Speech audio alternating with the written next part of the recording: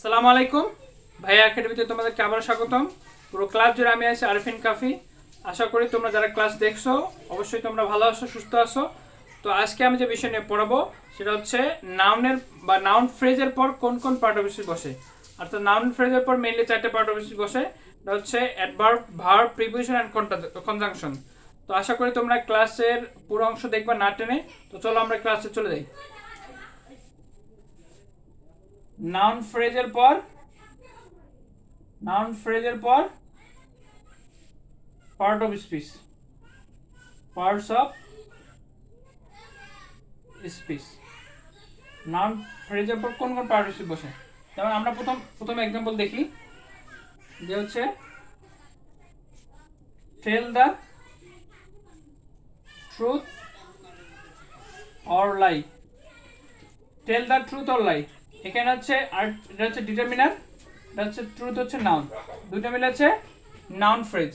এরপরে কি আছে কনজাংশন, অর্থাৎ অর হচ্ছে কনজাংশন, অর্থাৎ নাউন ফ্রেজের পর কি আছে এখানে কনজাংশন আছে।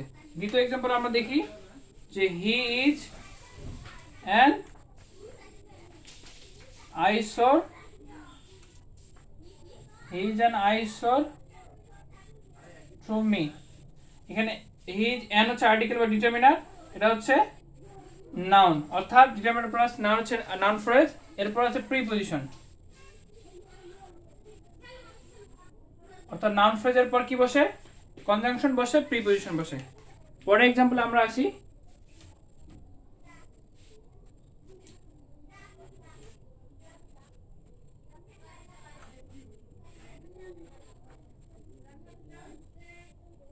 sorry, the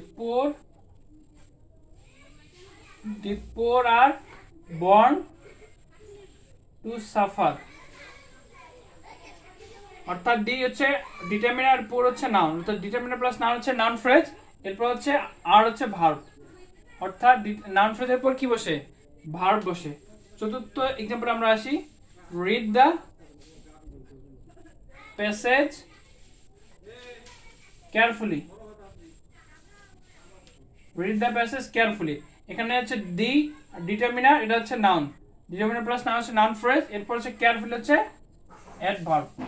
অর্থাৎ এখানে চারটে এক্সাম্পল থেকে আমরা কি পেলাম যে নাউন ফ্রেজের পরে কি বসে প্রিপোজিশন, কনজাংশন, ভার্ব এবং অ্যাডভার্ব বসে।